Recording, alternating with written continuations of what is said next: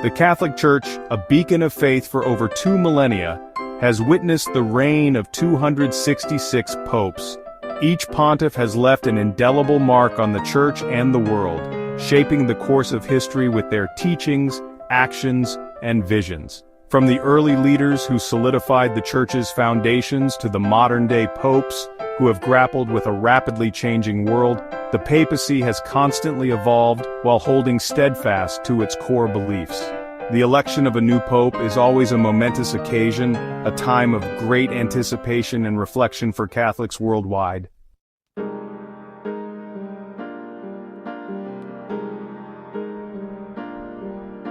In 2013, the world watched as white smoke billowed from the Sistine Chapel, signaling the election of the 266th Pope. The conclave had chosen a successor to Pope Benedict XVI, who had made the historic decision to resign. Speculation was rife about who the new pope would be and how he would address the challenges of the 21st century. The announcement came. Cardinal Jorge Mario Bergoglio of Argentina had been chosen as the new Bishop of Rome. He would be known to the world as Pope Francis.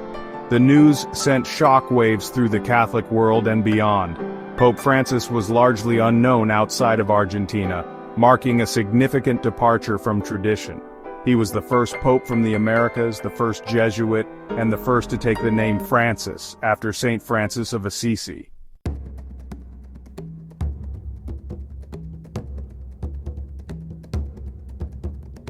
From the moment he stepped onto the balcony of St. Peter's Basilica, Pope Francis captivated the world with his humility and simple message of love and compassion. He chose to reside in the modest Casa Santa Marta instead of the traditional papal apartment. This decision sent a powerful message of simplicity and accessibility. Pope Francis's humble demeanor extended to his choice of attire and transportation. He opted for simple vestments and a small, unassuming car. These symbolic gestures reflected a deeper shift in tone and emphasis that Pope Francis sought to bring to the Catholic Church. He spoke often of the need for the Church to be a poor church, for the poor. His papacy was poised to be one of mercy and compassion, challenging the status quo. He called for a renewed focus on the gospel message of love, justice, and service.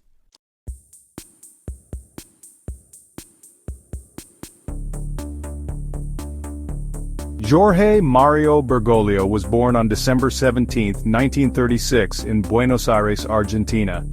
His parents, Mario José Bergoglio and Regina Maria Sivori, were Italian immigrants.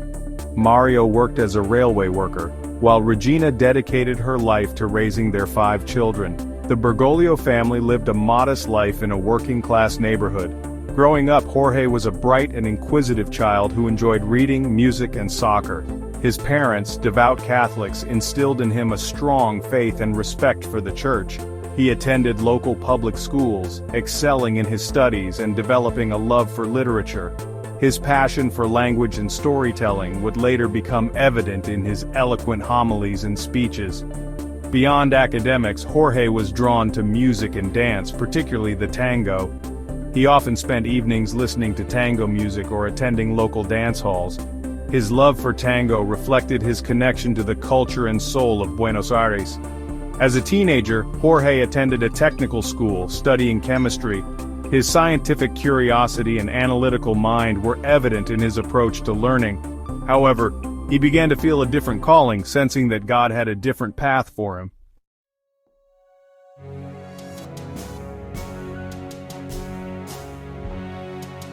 At 17, Jorge had a profound spiritual experience that changed his life.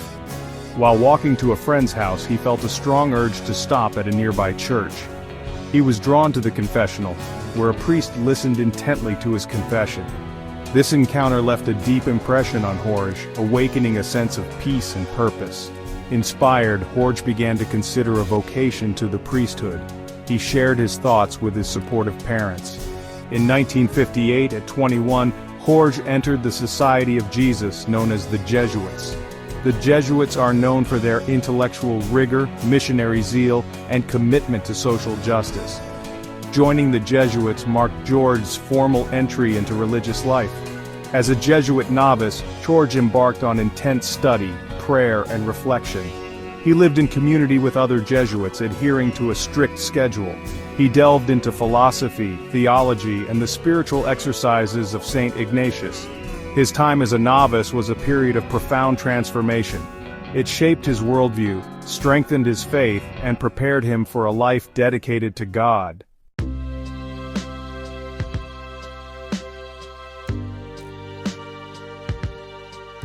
After completing his novitiate, Jorge continued his studies at Jesuit institutions in Argentina and Chile.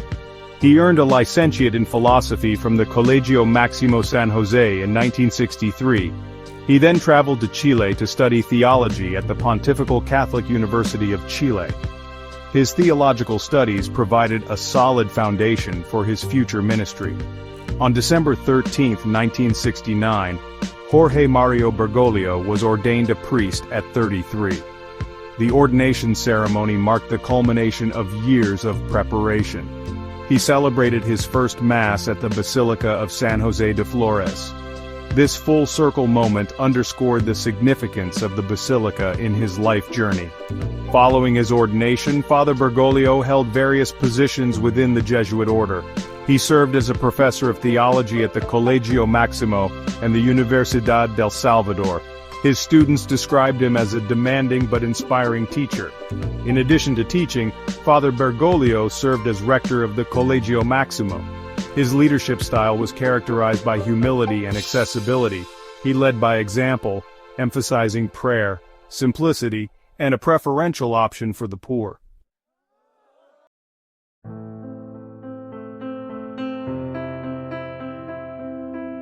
The 1970s were a tumultuous period in Argentina's history, marked by political instability and social unrest. The Catholic Church found itself caught in the crossfire. Some within the church supported the military junta, viewing it as a bulwark against communism. Others, including many Jesuits, were critical of the regime's human rights abuses. This period tested the church's moral compass. Father Bergoglio navigated these turbulent waters with prudence and courage. He spoke out against abuses committed by both the military regime and its leftist opponents. He recognized the Church's moral obligation to defend the dignity of all people. During this time, Father Bergoglio emerged as a strong advocate for the poor and marginalized.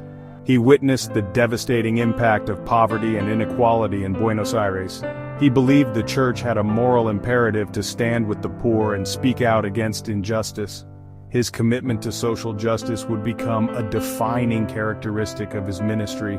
His experiences during this period shaped his understanding of leadership.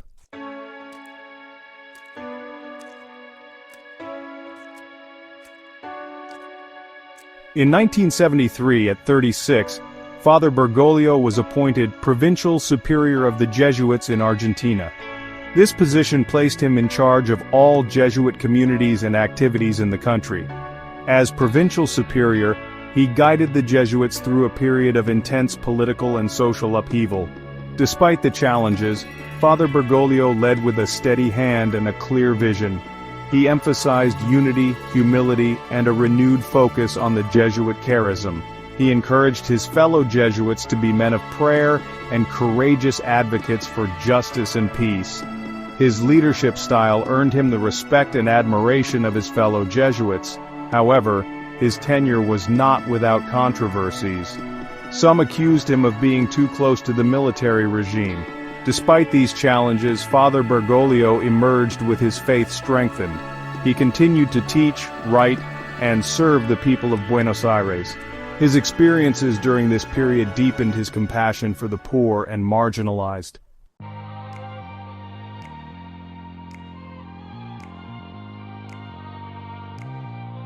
After completing his term as Provincial Superior in 1979, Father Bergoglio returned to his academic pursuits. He served as rector of the Colegio Máximo and later as professor of theology at the Faculty of Theology of San Miguel. He continued to write and lecture on theological topics. During this time, he also served as spiritual director and confessor to many people. His reputation as a wise and compassionate spiritual guide grew. In 1992, Pope John Paul II appointed him Auxiliary Bishop of Buenos Aires. This appointment marked his formal entry into the hierarchy of the Catholic Church. As Auxiliary Bishop, he worked closely with the Archbishop of Buenos Aires. He continued to live a simple life, residing in a modest apartment and taking public transportation. His humble lifestyle earned him the nickname the Slum Bishop. His episcopal motto, Miserando atque elegendo, reflected his belief in God's mercy and compassion.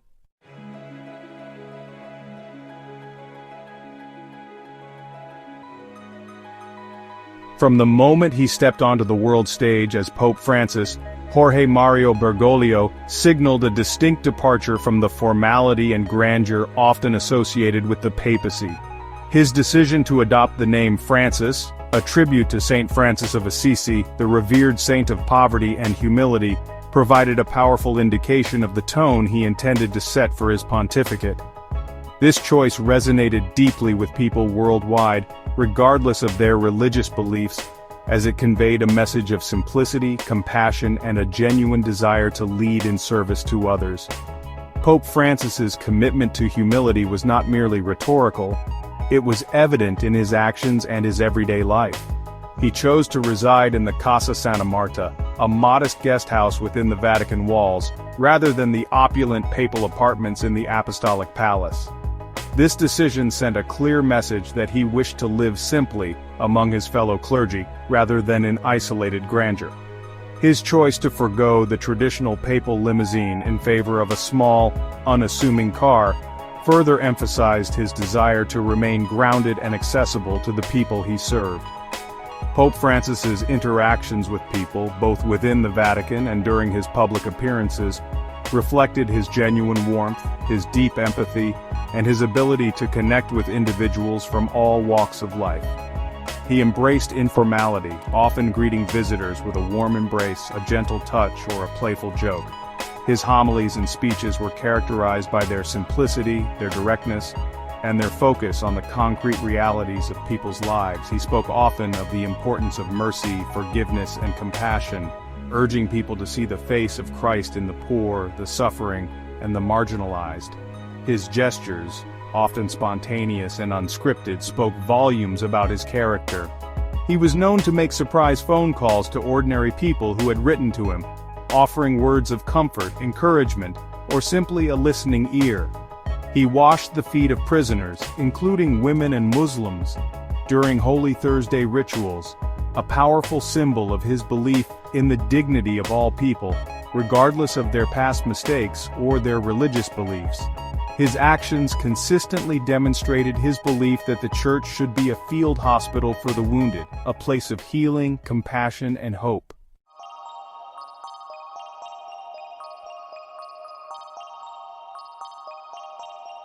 Pope Francis's papacy was marked by a profound concern for the poor, the marginalized, and the forgotten members of society.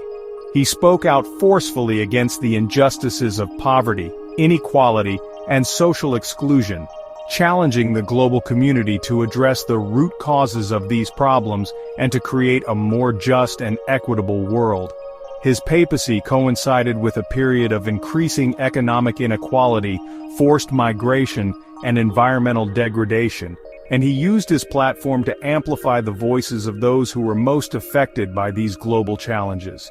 He made numerous trips to some of the world's poorest and most conflict-ridden regions, including the Central African Republic, Bangladesh, and Iraq, bringing a message of peace, solidarity, and hope to those who were suffering. His visits to refugee camps in Lesbos, Greece, and Lampedusa, Italy, where he met with migrants and refugees fleeing war, persecution, and poverty, underscored his commitment to welcoming the stranger and to advocating for the rights of those who were displaced. Pope Francis's advocacy for the poor and marginalized extended beyond symbolic gestures and compassionate words. He established the Dicastery for Promoting Integral Human Development, a new Vatican department tasked with addressing issues related to poverty, migration, human trafficking, and environmental justice. This structural change within the Vatican bureaucracy reflected his belief that the Church's social teachings were not merely abstract principles, but rather a call to action, a blueprint for building a more just and humane world. His encyclical letter, Laudato Si', on care for our common home, released in 2015, addressed the urgent issue of climate change and its impact on the poor and the planet. This groundbreaking document called for a global ecological conversion, urging individuals, communities, and nations to recognize their interconnectedness and to take responsibility for protecting the environment for future generations. The encyclical sparked widespread discussion and debate, elevating the issue of climate change to a moral and spiritual imperative and positioning the Catholic Church as a leading voice on environmental justice.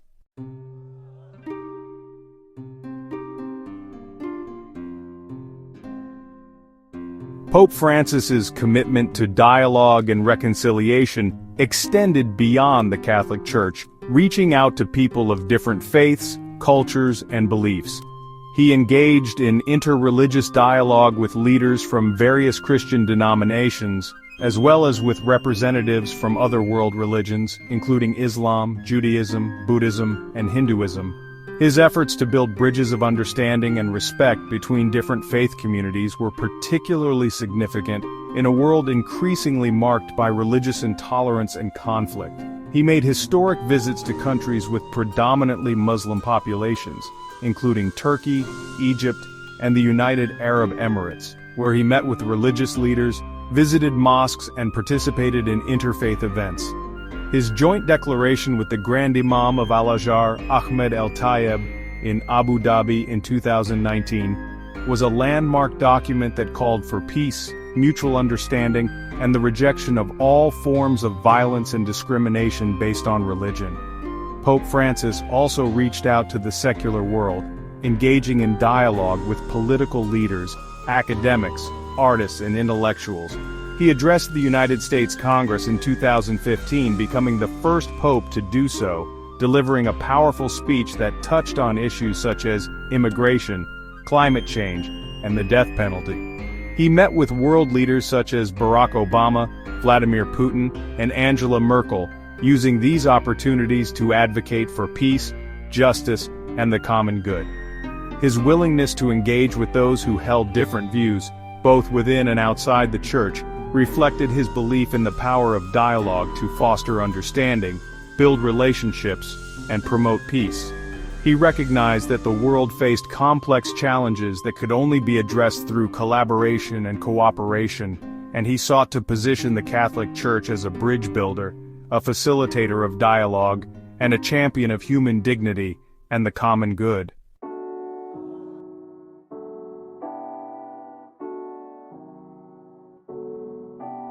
Upon assuming the papacy, Pope Francis inherited a Catholic Church grappling with numerous internal challenges and a rapidly changing world. Declining church attendance, particularly in the West, signaled a growing disconnect between the Church's message and the lives of many Catholics. The sexual abuse crisis, which had plagued the Church for decades, had eroded trust in the clergy and left deep wounds on both victims and the wider Catholic community. Furthermore, the Church's teachings on issues such as contraception, divorce, and same-sex relationships were increasingly out of step with the views of many Catholics, particularly in the global North. Pope Francis recognized the need for renewal and reform, both in terms of addressing these internal crises and in terms of re-engaging with a world that was becoming increasingly secularized and pluralistic. He believed that the Church had become too inward-looking, too focused on rules and regulations, and too disconnected from the everyday lives and concerns of ordinary people. He called for a more missionary church, a church that went out to the peripheries, to the margins of society, to encounter those who were hurting, lost, or forgotten. He emphasized the importance of mercy, forgiveness, and accompaniment, urging the Church to be a welcoming and inclusive home for all, regardless of their past mistakes or their current struggles. Pope Francis's vision of a renewed church was rooted in his understanding of the gospel message and his Jesuit spirituality.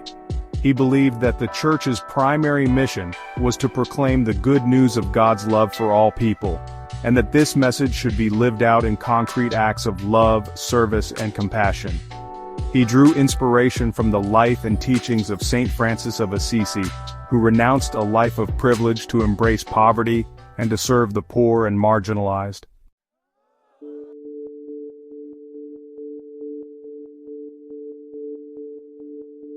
Central to Pope Francis's reform agenda was his critique of clericalism, a culture within the Church that he believed had contributed to many of its problems, including the sexual abuse crisis. Clericalism, in his view, elevated the clergy to a position of power and privilege, creating a distance between them and the laity and fostering a sense of entitlement and impunity. He argued that clericalism was a distortion of the priesthood, which was meant to be a call to service, not to power. Pope Francis's critique of clericalism was not merely theoretical, it was accompanied by concrete actions aimed at dismantling the structures and mentalities that perpetuated it. He appointed cardinals and bishops who shared his vision of a more humble and service-oriented church, often choosing men who had pastoral experience in poor and marginalized communities. He streamlined the Vatican bureaucracy, eliminating unnecessary layers of hierarchy and promoting greater transparency and accountability. He also spoke out forcefully against corruption within the Church, both financial and spiritual.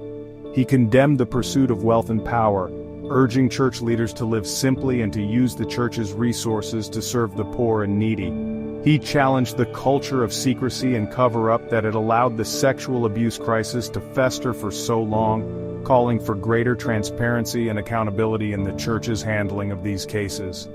Pope Francis's efforts to confront clericalism and corruption were met with mixed reactions. Many Catholics, both clergy and laity, welcomed his reforms, seeing them as long overdue and essential for the Church's renewal. However, his efforts also encountered resistance from some within the Church, particularly those who benefited from the status quo, or who feared that his reforms would undermine the Church's authority or dilute its teachings.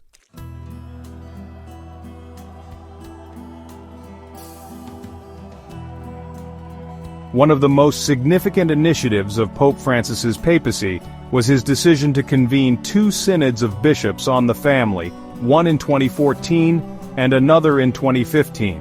These synods, gatherings of bishops from around the world to advise the Pope on matters of doctrine and pastoral practice, provided a forum for discussing some of the most pressing issues facing the Church in the 21st century, including marriage, divorce, contraception, and same-sex relationships. Pope Francis's decision to open up these sensitive topics for discussion, and his willingness to listen to a diversity of viewpoints, was a radical departure from the top-down approach that had characterized previous papacies. He believed that the Church needed to engage in open and honest dialogue about these issues, listening to the lived experiences of families and seeking pastoral solutions that were both faithful to the gospel and responsive to the realities of people's lives. The synods on the family generated intense debate both within the Church and in the wider world. Conservatives within the Church expressed concern that Pope Francis was opening the door to a watering down of Church teaching, particularly on issues such as divorce and remarriage. Progressives, on the other hand, welcomed the opportunity for a more open and inclusive discussion, hoping that the synods would lead to a more pastoral and merciful approach to families, particularly those who felt marginalized or excluded by the Church. The synods themselves were characterized by a spirit of open dialogue and respectful debate. Bishops from different parts of the world shared their perspectives, reflecting the diversity of experiences and challenges facing families in their respective cultures. While the synods did not result in any major doctrinal changes, they did produce a shift in tone and emphasis, with a greater focus on mercy, accompaniment, and the importance of discerning the work of the Holy Spirit in the lives of individuals and families.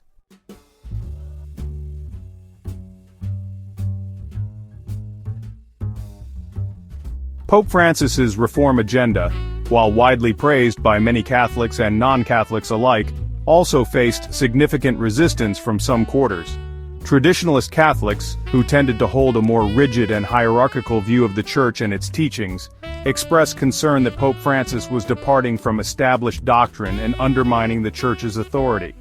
They criticized his emphasis on mercy and his willingness to engage in dialogue, arguing that these approaches risked relativizing truth and undermining the Church's moral clarity. Some traditionalist groups went so far as to accuse Pope Francis of heresy, alleging that his teachings on issues such as divorce and remarriage contradicted established church doctrine. This resistance to Pope Francis's reforms was evident in various forms, ranging from critical articles and books to public protests and petitions. Some conservative bishops and cardinals voiced their opposition to his initiatives, both publicly and behind the scenes. The internet and social media provided platforms for amplifying these dissenting voices, often with inflammatory rhetoric and personal attacks against the Pope and those perceived as his allies. Pope Francis, for his part, acknowledged the existence of resistance to his reforms, but remained undeterred in his commitment to his vision of a more merciful, missionary, and outward-looking church. He recognized that change within an institution as large and as ancient as the Catholic Church would inevitably be met with challenges and setbacks. He continued to call for dialogue, patience, and a spirit of discernment, urging Catholics to focus on the essentials of faith and to work together for the good of the Church and the world.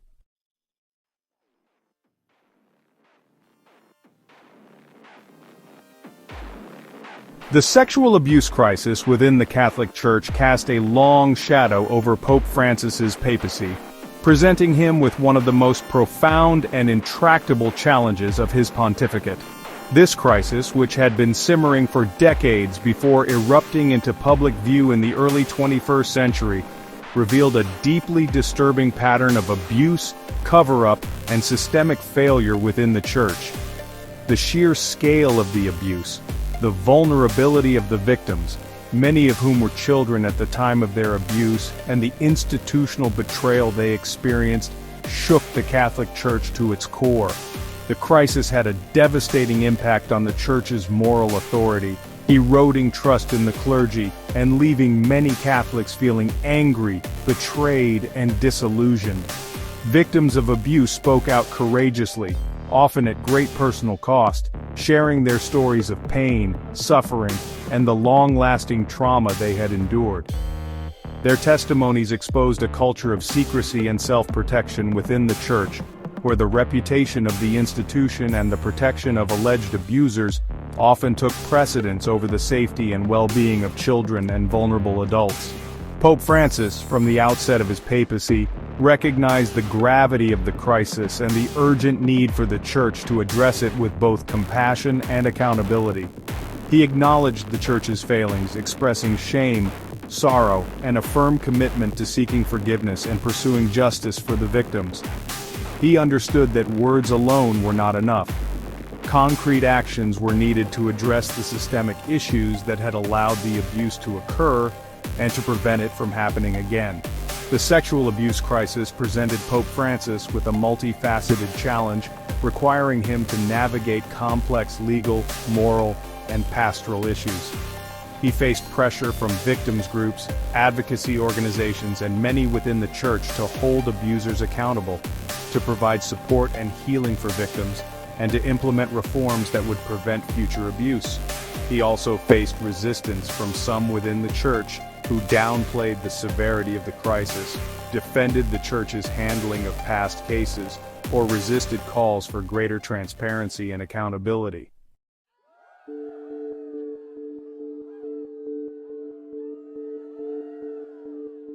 Pope Francis took a number of significant steps in response to the sexual abuse crisis, seeking to address both the immediate needs of victims and the systemic issues that had allowed the abuse to occur. He issued a formal apology to victims of sexual abuse by clergy, acknowledging the Church's failure to protect them and expressing his personal shame and sorrow for their suffering. He established the Pontifical Commission for the Protection of Minors, an advisory body tasked with developing policies and procedures to prevent sexual abuse and to promote a culture of safeguarding within the Church. He also met personally with victims of abuse on several occasions, listening to their stories, offering words of comfort and support, and expressing his solidarity with their pain. These meetings, while deeply moving for both the Pope and the victims, also highlighted the long and arduous journey towards healing and reconciliation that lay ahead. In addition to these pastoral initiatives, Pope Francis also took concrete steps to hold abusers accountable and to ensure that justice was served. He defrocked several high-profile priests and bishops who had been credibly accused of abuse, sending a clear message that such behavior would not be tolerated within the Church. He strengthened the Vatican's legal framework for handling abuse cases, making it easier to investigate allegations, to remove abusers from ministry, and to cooperate with civil authorities. He also lifted the pontifical secrecy that had previously shrouded abuse cases, allowing for greater transparency and accountability in the Church's handling of these matters.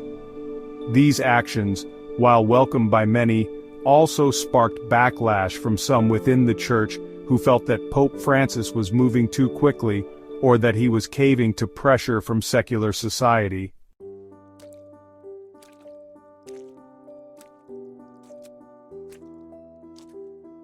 Despite the significant steps taken by Pope Francis, the sexual abuse crisis remained a source of deep pain and division within the Catholic Church. Victims groups continued to advocate for greater accountability, transparency, and support, arguing that the Church still had a long way to go in addressing the systemic issues that had allowed the abuse to occur. They called for a zero-tolerance policy for abusers, mandatory reporting of abuse allegations to civil authorities, and greater involvement of laypeople in the Church's governance and decision-making processes. The crisis also exposed deep divisions within the Church hierarchy, with some bishops and cardinals expressing support for Pope Francis's reforms, while others resisted change or downplayed the severity of the problem. These divisions were often amplified by conservative Catholic media outlets and commentators, who accused Pope Francis of being too focused on the issue of sexual abuse at the expense of other important matters, or of undermining the Church's teachings on sexuality and morality. Pope Francis acknowledged the challenges and complexities of addressing the sexual abuse crisis, recognizing that it was a long and arduous journey that required ongoing commitment, vigilance, and a willingness to confront uncomfortable truths. He emphasized the importance of listening to victims, of seeking forgiveness, and of working tirelessly to create a Church that was safe for all, especially children and vulnerable adults.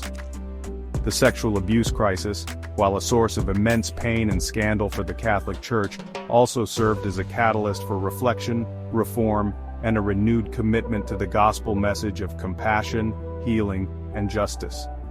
Pope Francis's response to the crisis, while not without its critics, demonstrated his unwavering commitment to seeking truth, pursuing justice, and standing in solidarity with those who had been harmed. His actions, though they could not erase the pain of the past, offered hope for a future where the Church would be a beacon of safety, healing, and accountability for all its members.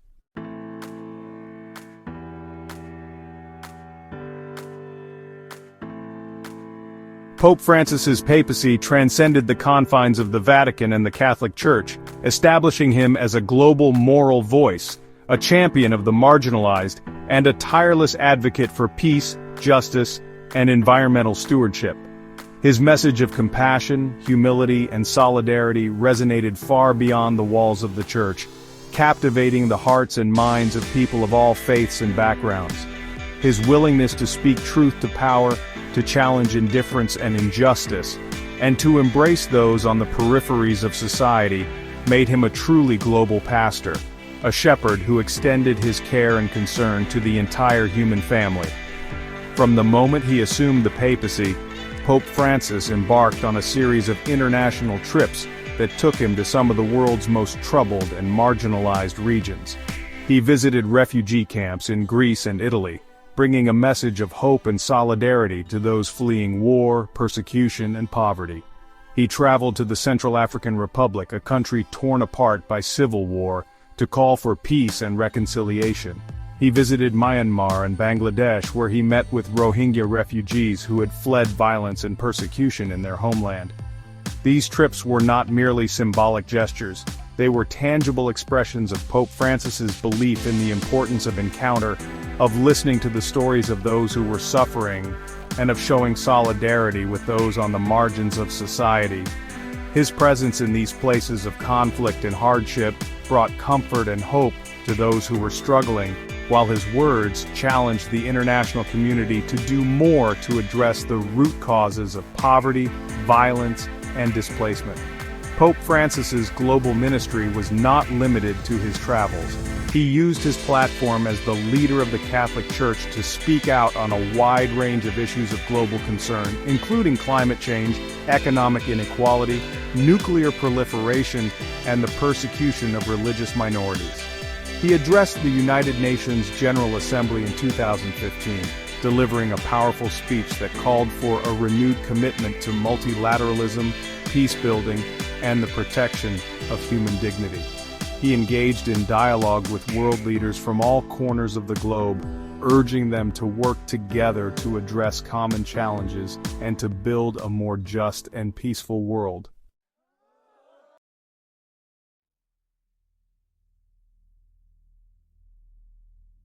Pope Francis's approach to international affairs was characterized by a commitment to diplomacy, dialogue, and the pursuit of peace through non-violent means.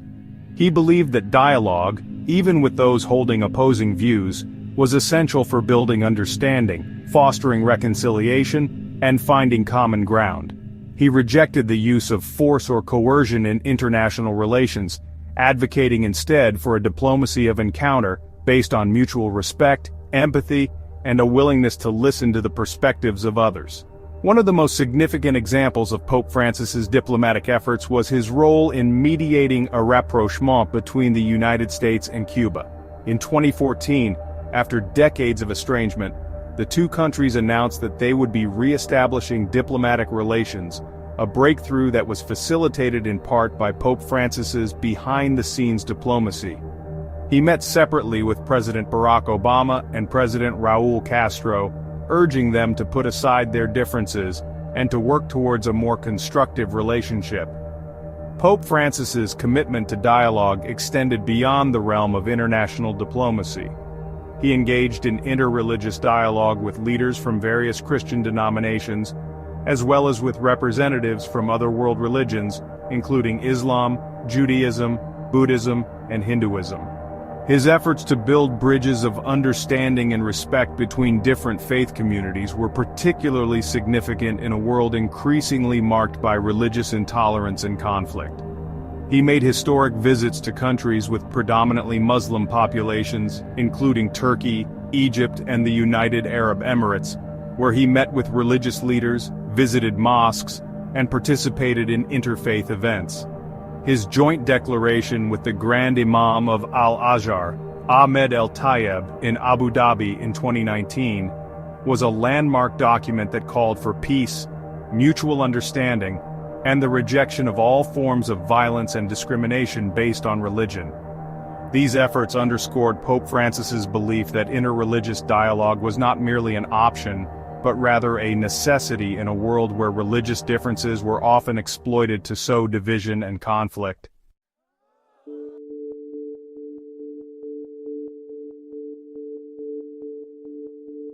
Pope Francis's global activism and his outspokenness on political and social issues did not come without their challenges and critiques. Some conservative Catholics, while respecting his authority as the Pope, expressed concern that his pronouncements on issues such as climate change, economic inequality, and immigration were straying too far into the realm of politics, and that his critiques of capitalism and globalization were too closely aligned with leftist ideologies. They argued that the Church should focus on its spiritual mission and avoid taking sides in political debates. Some conservative commentators even accused Pope Francis of being a Marxist or a populist, charges that he and his supporters vehemently denied. Others, while applauding Pope Francis's commitment to social justice and his willingness to challenge the status quo, argued that he could be more forceful in addressing issues such as clerical sexual abuse, the role of women in the Church, and the Church's teachings on homosexuality. They pointed to the slow pace of reform in these areas and the persistence of conservative voices within the church hierarchy, as evidence that Pope Francis's vision for a more inclusive and merciful church was facing significant resistance. Despite these challenges and critiques, Pope Francis remained undeterred in his commitment to using his platform to speak out on behalf of the poor, the marginalized, and the voiceless. He recognized that the Church's moral authority rested not on its political power or its social standing, but rather on its fidelity to the gospel message of love, compassion, and justice. He believed that the Church had a moral obligation to speak truth to power, to challenge injustice wherever it existed, and to be a voice for those who were denied a seat at the table.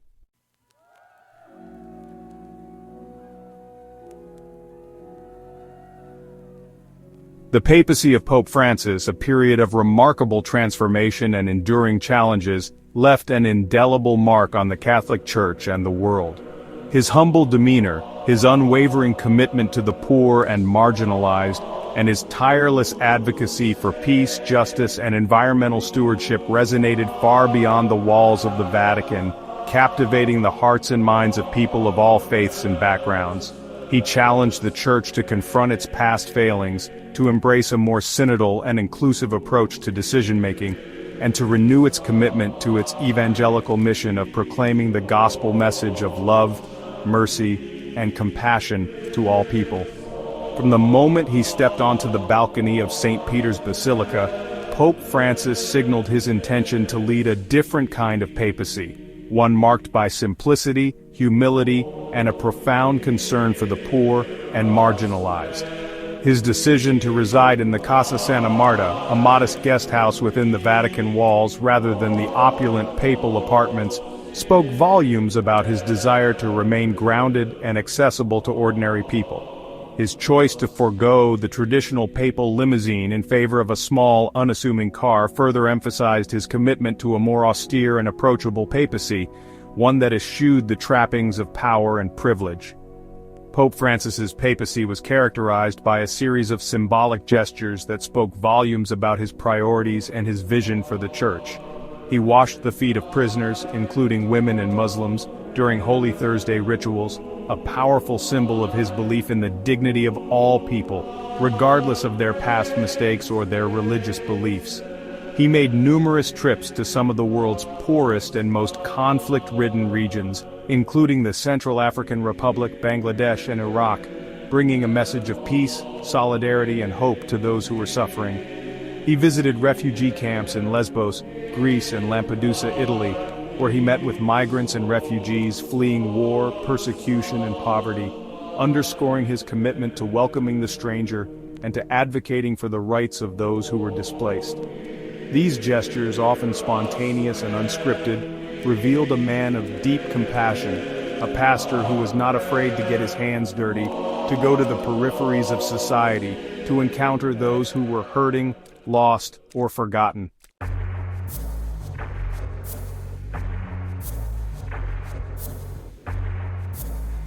Pope Francis's legacy extends far beyond these symbolic gestures. He will be remembered as a pope who was not afraid to challenge the status quo, to confront injustice, and to speak truth to power. He spoke out forcefully against the evils of clericalism, corruption, and abuse of power within the Church, calling for greater transparency, accountability, and a renewed focus on serving the poor and marginalized. He challenged the global community to address the root causes of poverty, inequality, and climate change, urging world leaders to embrace a more just and sustainable model of development. He called for an end to war and violence, advocating instead for dialogue, diplomacy, and the pursuit of peace through nonviolent means. His message of compassion, solidarity, and hope resonated with people of all faiths and backgrounds, inspiring millions to work for a more just, humane, and peaceful world. Pope Francis's papacy was not without its challenges and controversies. He faced resistance from some within the Church who opposed his reforms, or who felt that he was moving too quickly or too far in his efforts to modernize the Church and make it more relevant to the 21st century. He was criticized by some for his handling of the sexual abuse crisis, with some arguing that he had not done enough to hold abusers accountable or to protect children.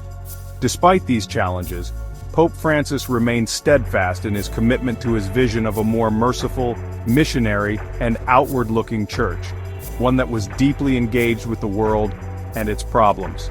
He challenged the church to rediscover its prophetic voice, to be a beacon of hope in a world often shrouded in darkness and despair. His legacy will continue to shape the Catholic Church and the world for generations to come, inspiring people of all faiths and backgrounds to embrace the values of compassion, solidarity, and love that he so clearly embodied.